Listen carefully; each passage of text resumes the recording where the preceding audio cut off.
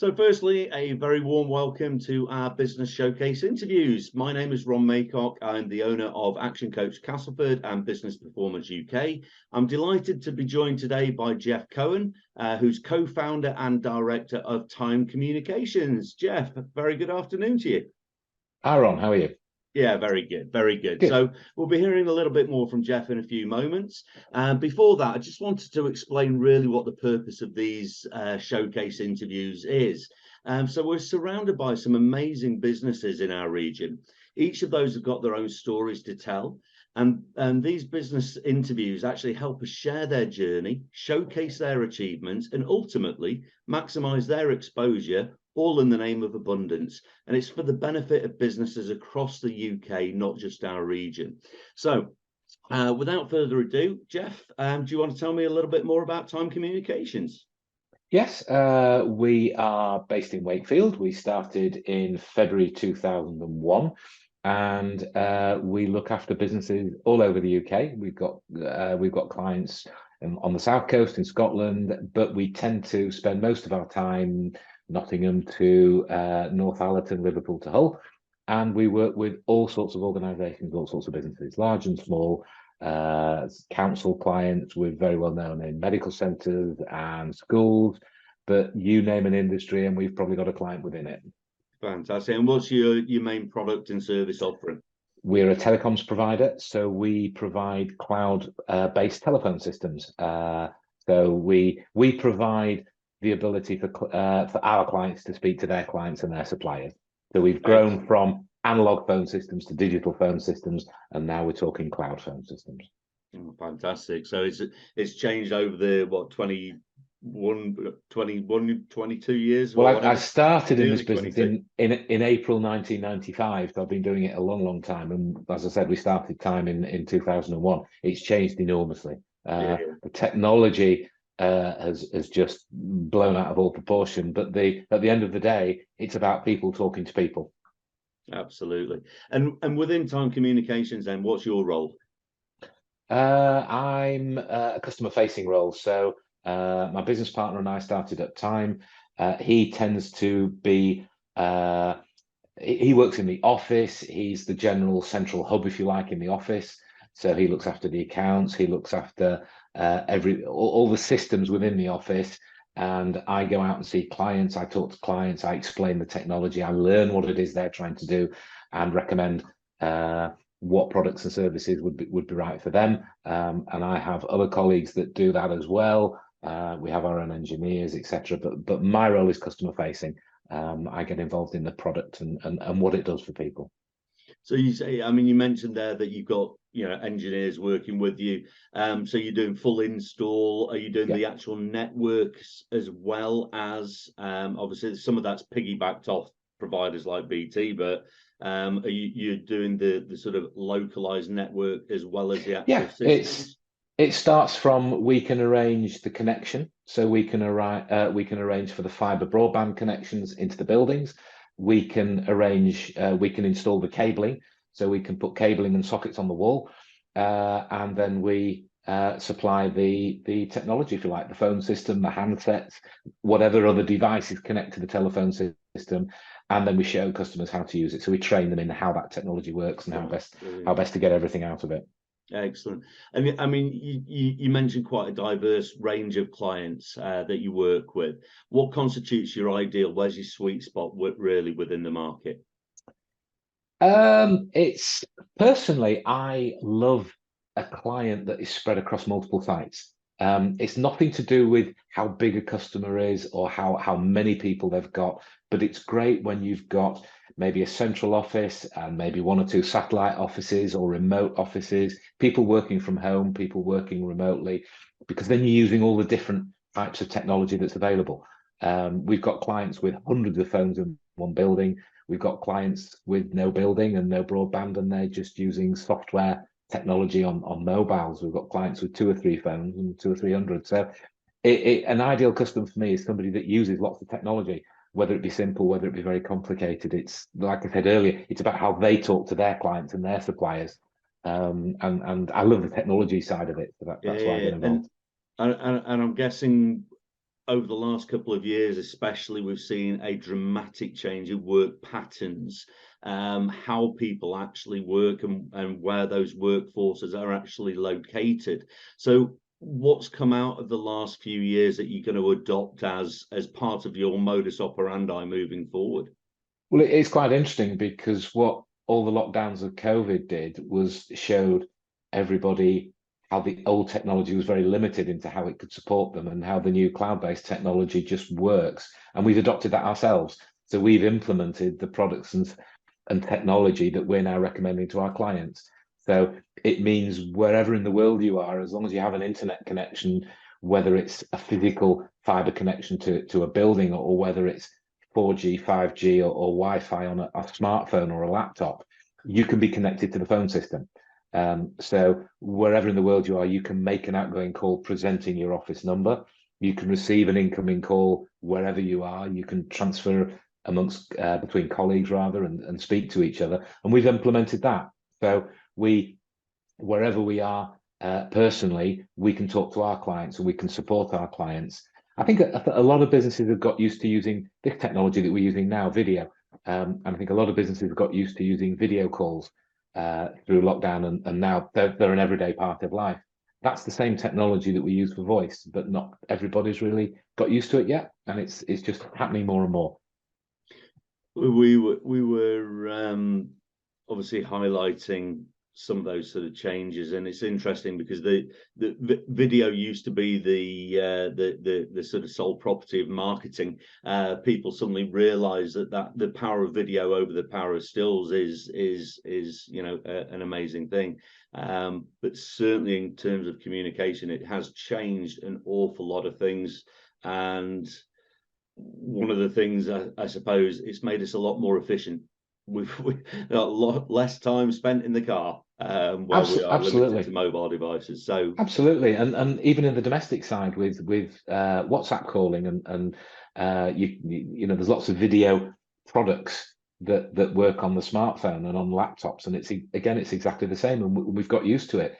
But you're also seeing a lot of people working from the car, not having to make appointments, but working from home. So I'm working from a home office now, and would never have dreamed of doing something like this 4 or 5 years ago. A, because of the technology, and B, because it perhaps wasn't the done thing, whereas now it's perfectly acceptable.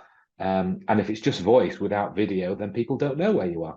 They've no idea what you're wearing. They've no idea what room of the house you're in. As long as you can be professional and give them the responses that they're looking for, then they're perfectly happy. And that's what cloud telephony can offer. No, absolutely. And what else is happening in the market more generally? I know there's a few landmark events due to be happening over the next few years, but where's the sort of main focus and what's happening for yourselves? There's probably there's two things really. The biggest change to telecoms in a long time is what's happening in 2025. BT are switching off the old legacy networks, the old copper networks. So that means all analog lines are going to get turned off. All ISDN digital lines are going to get turned off. And some of the more recent fiber broadbands, fiber to the cabinet, for example, that's going to get turned off. So anybody that's not already adopted new cloud telephony, they're going to have to do it, whether they like it or not. And that's a big hill to climb, because this started in November 2017. And at the time when we started talking about it, it was a long way off in the future. And then COVID kicked in and took 3 years out of it. And now we're looking at, actually, it's not that far away. And if you speak to a lot of the people in the industry, there's an awful lot of customers that haven't yet made that switch, and there's not as much resource out there as you think. So 2024, 2025 is going to be crowded, to say the least. And that's why a lot of people have been implementing it before then. The actual rollout then, how labor intensive is that to switch from one technology to another for a client? For a client, it's not that difficult, neither for ourselves. It's the networks themselves, it's the BT or whoever the provider is. There's an awful lot of infrastructure that needs to be put into place, and they're doing a fantastic job of it. There's a lot going on. But what's happening is there are only so many telephony companies out there with only so many engineers, And if all their clients leave it to 2025 to do everything, there aren't enough hours and enough days and enough weeks for all the engineers to do what needs to be done. So the actual process of upgrading to cloud is quite simple. It's quite straightforward. But what you don't want is this horrible bottleneck where everybody wants it all done at once. And that's I use the word crash, but that's fast approaching, and it's not that far off. And then I think the other Oh, driver is the technology itself is changing enormously. right. For example, call recording. So 5 or 6 years ago, if a company wanted to record phone calls, it would cost them more for the recorder than it would for the system that it sits on. And now, like a lot of technology, it's there, it's available. You don't have to buy anything, it does it. So there's lots of reasons to look at cloud. Some of it is the modern technology that it offers, but it's also this 2025 deadline that's rapidly approaching. Mm-hmm. So, what advice would you give to people who are finding every reason not to face up to the inevitable, not to make the change now? What would you say to them to put their minds at ease that this technology will not overnight stop them transacting as a business? What they need to do is speak to somebody, whether it's myself, whether it's their telephony provider. They need to take some advice from somebody who knows what's going on, because they need to know what's their plan, what's their 3-year plan, where are they going to be in 2025. If they're looking to be somewhere else, they need to speak to somebody about where they're moving to, just to check the resources are in the ground, that they can have that connectivity. If they're going to be in the same building, then it's really easy for somebody like me to find out what the connectivity is in that area, whether it's good enough and robust enough to be able to support them. And then have a chat with whoever it is, just to tell them what it is you're looking for from telephony, and let them bring them up to speed with what's available. Because what you might find is, if you actually do it sooner rather than later, not only will you miss this bottleneck that's on the way, but you might improve your technology and become far more efficient earlier. You might reduce your costs, because cloud telephony is a lot less expensive than the older technology. So it might actually be beneficial to do it straight away. But if not, and you're going to leave it later, at least you know you've done the groundwork, you know what to expect, and whoever you're speaking to can give you an idea of where on the next 2 years where you need to be looking to do what you need to do. Because an awful lot of people leave telephony far too late. As long as it's planned, as long as it's within a schedule, you know what to expect. Some things can be done in days, but some things take months. Yeah. And the worst problem is when you have a client who says, "I'd like you to do X," and their expectation is you can do it within 2 or 3 weeks, and it's not possible. Mm-hmm. It was interesting when you talked then about having a plan for your communications, and I'm guessing that's one of the barriers that people are having to mentally overcome, for the simple reason they've not had to have a 3-year plan based on their communications and telephony until now. Yeah, I think it's the phrase is, you don't know what you don't know. And a lot of people assume that they know what's needed in technology, but if they don't know it, then sometimes there's a shock. And that's why having that discussion early can help you make the plan. And it could be everything's absolutely fine and you need a month or two to push the button and get everything going. But it could also be you need several months, and you need to know where you fall on that on that chart. So people have to plan, and assumptions are a very dangerous thing, and people assume that what they've got either will work or is compatible or is easily upgradable, and sometimes they're right and sometimes they're not. Mm-hmm. No, definitely. So there's obviously changes coming afoot in the industry itself, but what's next for Time Communications? To be fair, for the next couple of years, we are concentrating on supporting our client base, because we've got an element of new business that comes in, which is what all businesses are looking for. So we're meeting new clients all the time, which is great. But we've got a database that's been built up since 2001, and what we're doing is working through that, just to have conversations with our own clients, just to say, do you know about this? Do you want to learn about it? And hopefully they do. And if they don't, perhaps we have to say, you do need to learn about it. And when can we sit down and talk to you? it's not just a sales thing. It's account management. You're looking after your client base. So we've got a very big base of people, and for the next 2 years we're going to be really, really busy looking after that base. And then what we've got to look at is post 2025.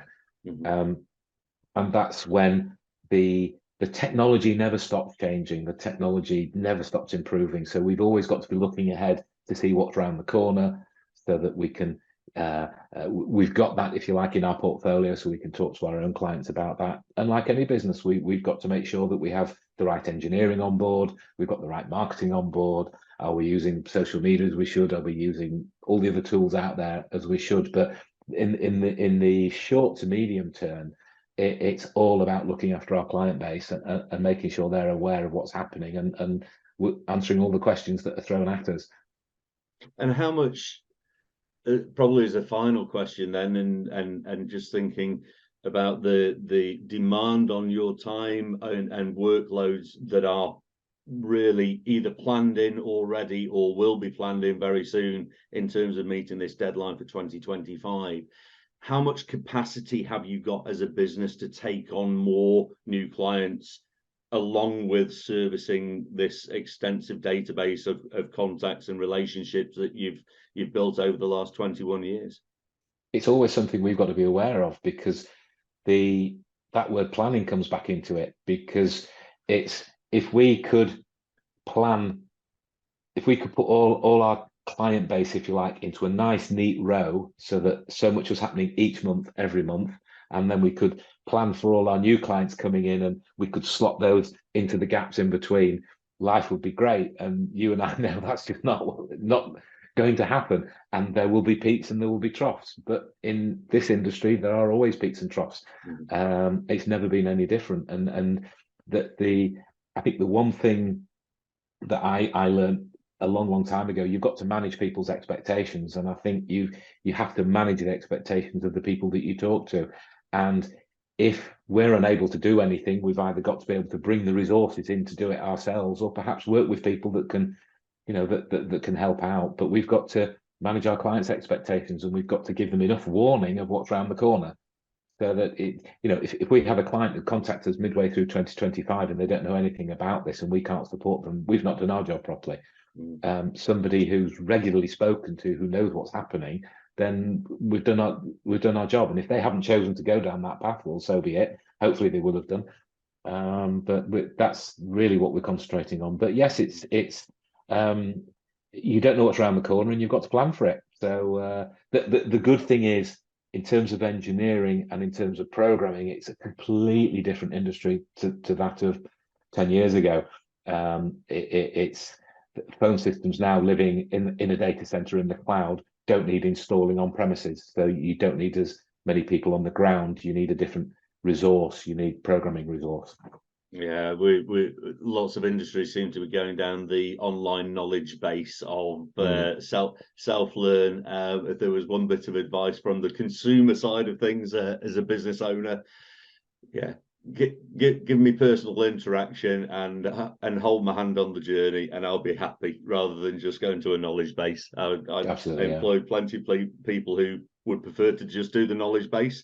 Me, I'm a little bit old school. I prefer to interact with people, so that's great. So it really sounds like there's a lot going on. There's a lot going on in the industry, but everything that you said gives me the impression, Jeff, that you're very well placed with Time Communications to meet those challenges, whether it's with your own resource or partnering with other service providers, all for the benefit of delivering the service and giving continuity to the businesses out there. The more they can communicate, the more they'll sell. The more they sell, the more they'll need to communicate, and it'll keep everyone happy and us all in business. So that's the great thing. So brings us to the end of the interview. So really would like to thank Jeff for sharing the journey of Time and your own personal journey as well, and the journey of the industry. So thank you for joining us today. Thank you. What I would say is, if you're a business leader, if you've got a business, if you want to showcase your business just in the same way that Jeff has today, and showcase Time Communications, just get in touch. We'll book you in. We'll do your own personal interview, and you can use that in your own marketing, and we'll spread the word as well. Like I said at the start, it's all about abundance, and actually the more is more. The better we can get all the businesses performing and more people are aware of them, then the more business that will come into this geographical region. So everyone wins. So thank you again, just as a closing thing to Jeff, and to all of you for watching yet another edition of the Business Showcase interviews. And we look forward to seeing you soon. Take care.